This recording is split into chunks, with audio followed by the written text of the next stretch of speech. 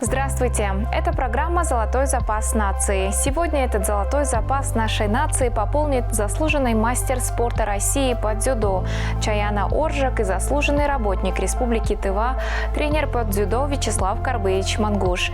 Чаяна Оржак вместе с Женей Чамыян примет участие в 24-х Сурдлимпийских играх в Бразилии в городе Кашиас-ду-Сул, которые пройдут с 1 по 15 мая 2022 года. Сурдлимпийцы соревнуются по тем же правилам, что и полностью здоровые спортсмены. С той лишь разницей, что все звуковые сигналы у них заменены на визуальные. Готовил наших сурдлимпийцев заслуженный работник Республики Тыва, тренер по дзюдо Вячеслав Карбыевич Мангуш, который всей душой болеет за своих подопечных и развитие дзюдо в Туве. В настоящее время все эти Олимпийские игры приравнены Олимпиады – это для здоровых спортсменов, паралимпийцы для инвалидов по опорно-двигательный аппарат, который пострадал, да. Там колясочники есть, а есть и слепые тоже. Они все входят в эту категорию паралимпийские игры. А сурдоолимпийские игры – это для инвалидов по слуху, для спортсменов, ограниченных по слуху, да. И вы знаете, что Олимпиада проводится раз в 4 года. Сразу же за Олимпиадой, через месяц, на тех же аренах проводятся паралимпийские игры. А сурдоолимпийские игры, они обычно проводятся год спустя, но уже в другой стране. Сурдоолимпийцы – это практически нормальные люди, здоровые люди. Единственное, они ограничения по слуху, плохо слышат, глухие. По уровню достижения все они приравнены. То есть чемпион Олимпийских игр, обычных игр и чемпион от этих паралимпийских и сурдоолимпийских игр, победители и призеры, они сразу получают высокое спортивное звание заслуженный мастер спорта страны. И денежные, эти премии тоже, соответственно, все приравнены. С 21 по 24 мая в городе Зеленограде, это в Москве, проводился чемпионат и первенство России. Чемпионат он был особенный, потому что на этом чемпионате отбирали спортсменов не только на чемпионат мира, который пройдет осенью, но еще и на сурдолимпийские, очередные 24-е сурдолимпийские игры, которые пройдут в следующем году в Бразилии с 1 по 15 мая. Поэтому старт был очень ответственным. То, что наши девчонки отобрались и на чемпионат мира, и на сурдоолимпийские игры, причем отобрались как-то спокойно, можно сказать, даже буднично. Это очень здорово, потому что для Жени это получается 3-й сурдоолимпийские игры подряд. Она еще в далеком 2013 году в Болгарии, в городе Софии, участвовала на сурдоолимпийских играх и заняла 2-е место тогда. А уже в 2017 году на 23-х сурдоолимпийских играх наши девчонки участвовали обе. Представляете, у нас 85 регионов, да, и из 85 регионов попадает всего 7 человек. Это в женском дзюдо 7 весовых категорий. Из них 2 были представлены нашими спортсменами, маленькой Тувы. Причем они выступили тогда просто триумфально. Жени завоевала золотую медаль, а Чаяна серебряную медаль в личном зачете. А потом они еще и в команде завоевали серебряную медаль. И получается, спустя 4 года они опять вдвоем пробились на 3-й уже сурдоолимпийские игры. Люди могут и не понять, подумать, что это так легко. На самом деле, я уже говорил, что победы на сурдоолимпийских и паралимпийских играх приравнены к Олимпийским играм. И все вознаграждения, все эти тоже. И поэтому конкуренция там тоже с каждым годом становится все жестче и жестче. То, что наши девчонки вот третий год подряд закрыли вот эти веса, это говорит о том, что у нас они очень сильны. Они не дают повода усомниться в своей силе. Вы знаете, что в Токио будет участвовать наш земляк Артас Сана. И мы все надеемся, что он выступит очень успешно. О возрасте женщины обычно не говорят, но спортсменам приходится. Но действительно, по меркам, например, советского времени, они уже возрастные, даже, можно сказать, перезрелые, потому что в советское время уже к 30 годам уже начинали говорить, что пора бы освободить дорогу молодым спортсменам. И то есть получалось, что спортсмен мог бы еще выступать и выступать, а его как бы выпроваживали. Сейчас, в наше время, таких ограничений нет. Сейчас вот в спорте принято, если ты выигрываешь, если ты выдерживаешь конкуренцию, то можешь продолжать карьеру сколько угодно. Чаяна 80-го года рождения, Дженни 84-го. Но я уже говорил, что они не дают усомниться в своих силах. Они выигрывают у более молодых своих соперников как бы год за годом. А весовые категории у Дженни, она в 2017 году выступала в весовой категории до 70 килограммов. И сейчас она будет в своей весовой категории участвовать. А Чаяна, она поменяла свой вес. Она в 2017 году выступала до 52 килограммов, а сейчас она перешла в следующую весовую категорию до 57. Дело в том, что на чемпионате мира участвуют спортсмены, которые заняли и первое, и второе место. И по итогам вот осеннего чемпионата мира будут тренеры сборной будут распределять спортсменов на Олимпийские игры, кто поедет в личном зачете. Если Чаяна выступит лучше на чемпионате мира, чем чемпионка России, то она, может быть, даже пробьется в личный зачет. Личный зачет, победа в личном зачете, она ценится более, как бы, да, работая с девчонками где-то с 2000. Вот Чаяна говорит 6-го, но Дженни чуть ранее, где-то с 2004-го, наверное, 5-го года. Это почти 17-16 лет. Секрет успеха наших девчонок в том, что именно в этот период, когда они пришли, у меня находилась группа моих учеников. Из этой группы выросли такие вот наши известные спортсмены, как Мангуш Альберт, Хертек Саян, Кунчу Евгений, Балчакан Айхерел, Ондар Артур, Телбагаржан, Ондар Саян. Мы были на подъеме. Как раз в 2004 году я побывал в Японии. На подъеме были новые методики, новые эти. И девчонки наши попали в эту струю. И, естественно, они тоже с таким интересом тогда тренировались, выдерживали нагрузки парней. Мы проводили двухразовые тренировки летом, да и зимой пытались это организовать. Президент федерации даже специально арендовал дом, где наши лидеры жили. В 5 утра поднимались, чтобы до занятий они учились. Утром прийти в зал, потренироваться, чтобы утренняя тренировка была, потом вечерняя. То есть с таким настроем, с таким рвением работали. Во-вторых, не перестаю удивляться их трудолюбию, целеустремленности, самоотверженности. В том плане, что вот после тренировки наши, мои вот эти парни усталые, расслабляются, начинают там общаться между собой. А в это время я смотрю, Чаяна и Дженни работают дополнительно над своими какими-то. И я привожу пример, ребят, смотрите, говорю, вот вы уже все расслабились, а они работают. Чаяна была такой очень, как сказать, слабенькая. Это было видно, она всем проигрывала. А тогда не только вот эти две девчонки пришли, занимались, тогда человек 15, наверное, человек 10-15 у нас занимались глухонемых спортсменов. И парни были, и девчонки были, много их было. В итоге остались вот самые стойкие. Очень здорово было то, что они с Дженни хорошие подружки. постоянно вместе, постоянно, как бы, что делает Дженни, выполняла Чаяна. Постепенно, на глазах, крепла, и в конце концов она добилась, стала вот такой вот высококлассной спортсменкой.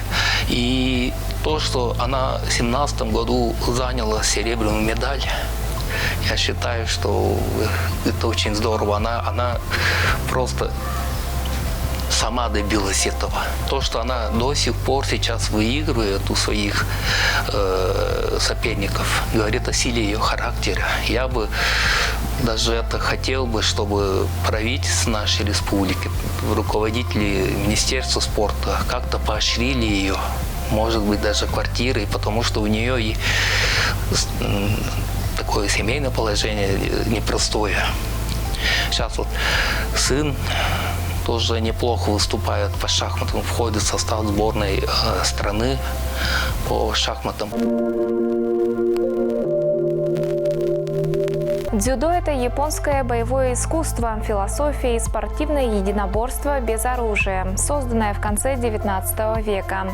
Дословно переводится как «мягкий путь». В России также часто используется вариант перевода «гибкий путь». Сурдлимпийские игры – это спортивные состязания высокого уровня, которые устраиваются для спортсменов, страдающих нарушением слуха.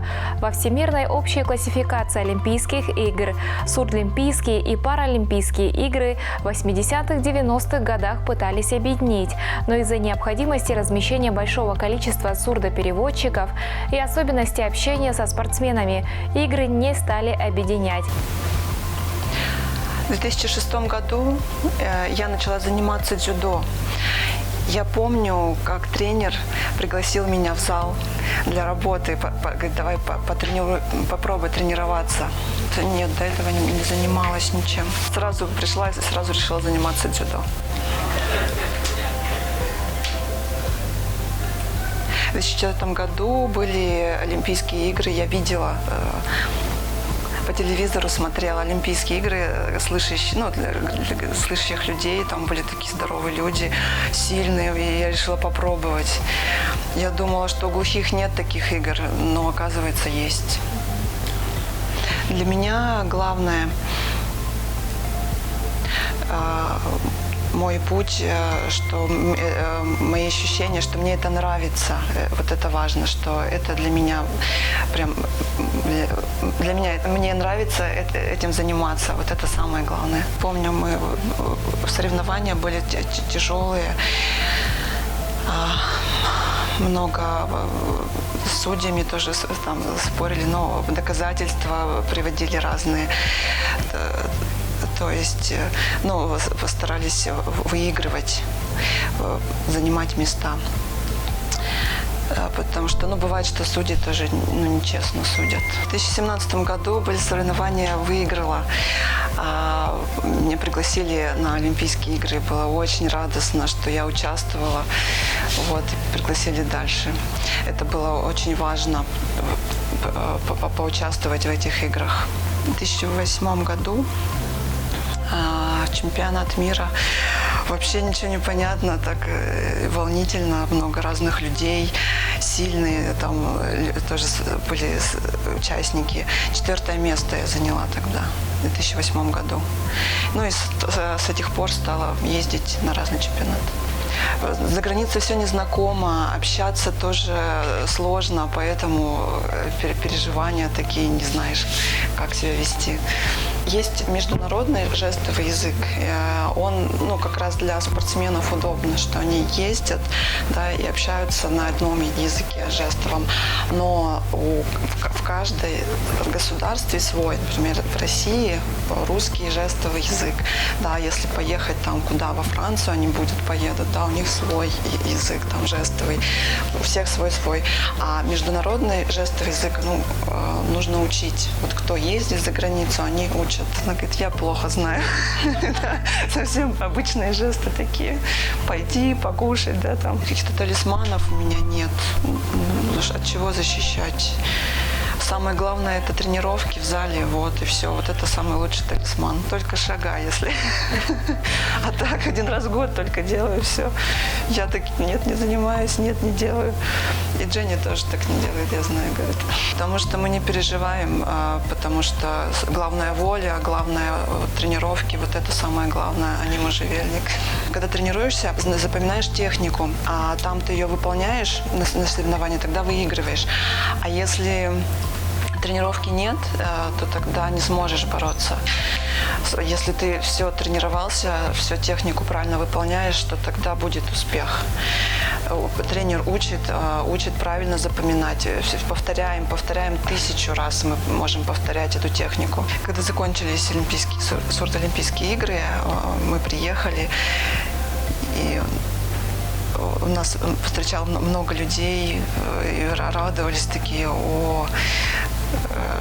и многие говорили, я тоже буду тренироваться, я тоже так же хочу. И даже слышащие спортсмены тоже говорили, мы молодцы, богатые, да. Ну, я не отмечала сама дома. В следующий раз вот я поеду, если выиграю, то тогда обязательно отмечу. Родственникам тоже сказали, что вот это будет такое большое событие для нас, и мы тогда отметим с родными. Тренер по видеосвязи. Молодец, участвовал хорошо, радостно. Тренировалась много времени этому уделяла.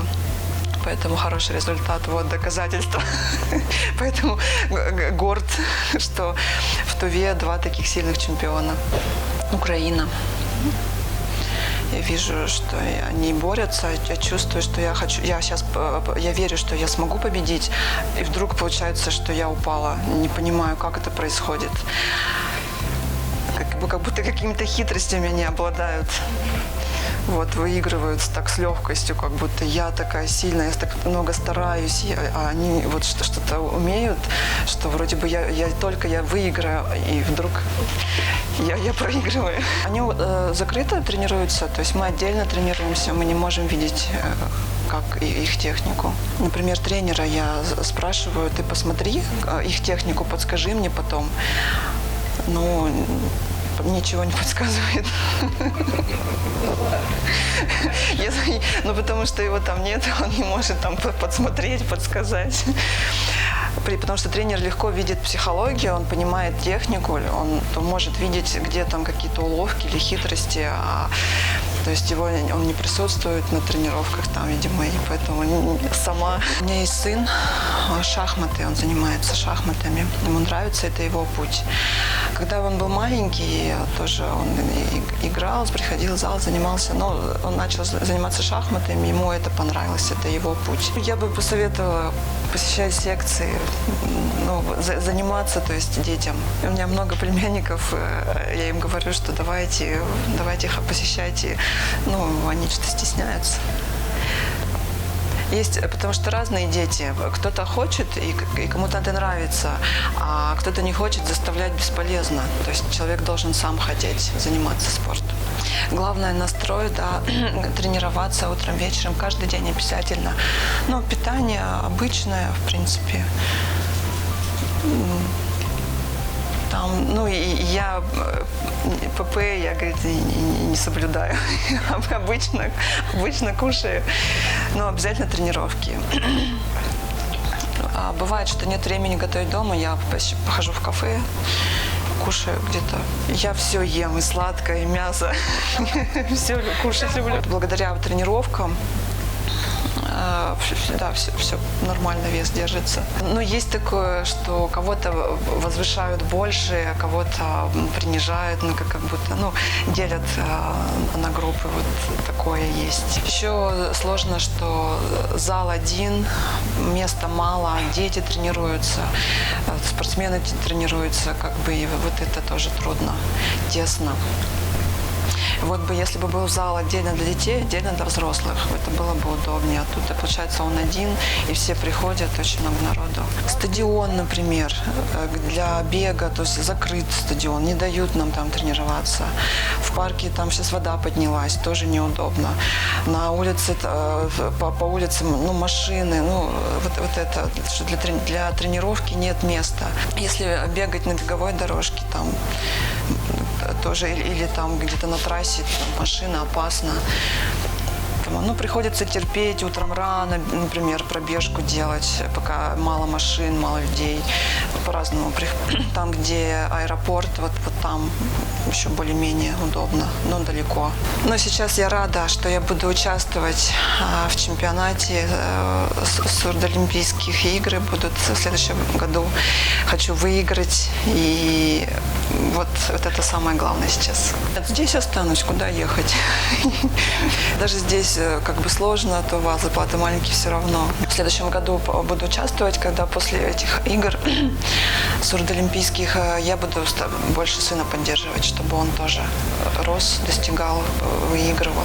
В 2019 году в России поддержки тоже не было. Я старалась его как могла поддерживать, тоже игры были, он тоже участвовал по шахматам. Но его отобрали, но потом что-то случилось, что он не попал. Поэтому я хочу больше его поддерживать, чтобы он тоже участвовал в играх, потому что он очень хочет, и это ему нравится, он серьезно тренируется. Он сейчас в Москве. Здесь начал заниматься шахматами, он занимал первые места, тоже ездил на соревнования. Но как-то особо его здесь не поддержали, он уехал в Москву. Я мечтала учиться, уехать, высшее образование получить. Думала, что это так здорово, почетно, но не получилось. Получилось, что в спорт все время занимает тренировки, поэтому не получилось. Сейчас уже 3-й курс. На следующий год уже будет выпускной. Нужно учиться, чтобы тоже работать, плюс чтобы пенсию добавили. То есть, если не учиться, то пенсия будет маленькая. Например, у меня 5000 сейчас пенсия. А если бы я не училась, не повышалась, стажа бы у меня не было, то бы так и осталось 5000. Поэтому нужно работать. В 2017 году начала работать и учиться, чтобы тоже пенсию добавили. Я смотрю на юниоров, на молодых, хочется их поддержать, чтобы они попали на Олимпийские игры. Но не хватает сил. Трудно, очень сложно. Здесь еще легко тренируется, а там на Олимпийских играх уровень выше. Там нужно прям очень серьезно тренироваться, очень много сил этому отдавать. Говорю тренеру, что нужно более серьезно тренировать, потому что они потом будут плакать, чтобы они были волевые, такие мужественные. Их нужно сейчас учить этому, чтобы не проигрывали, чтобы не боялись. Хочется их поддержать, настроить. Что ты проиграл, что ты не плачь, первое место, если занял, молодец, нужно хвалить, поощрять как-то, чтобы цель была. Я думаю, что тренеру очень много, нужно быть более строгим, чтобы они были, серьезно относились к тренировкам. То есть очень много зависит от тренера, большая для него ответственность. Первые всемирные игры глухих прошли в 1924 году в Париже. И с этого момента по настоящее время проводится один раз в 4 года, за исключением периода Второй мировой войны. Для участия в Сурдоолимпийских играх спортсмен должен иметь потерю слуха не менее 55 дБ на лучшее ухо. Использование слуховых аппаратов и кохлеарных имплантатов во время соревнований не разрешается. Мы желаем нашим спортсменам и тренерам успеха на 24-х Сурдоолимпийских играх в Бразилии в 2022 году. Я на этом с вами прощаюсь. Берегите себя.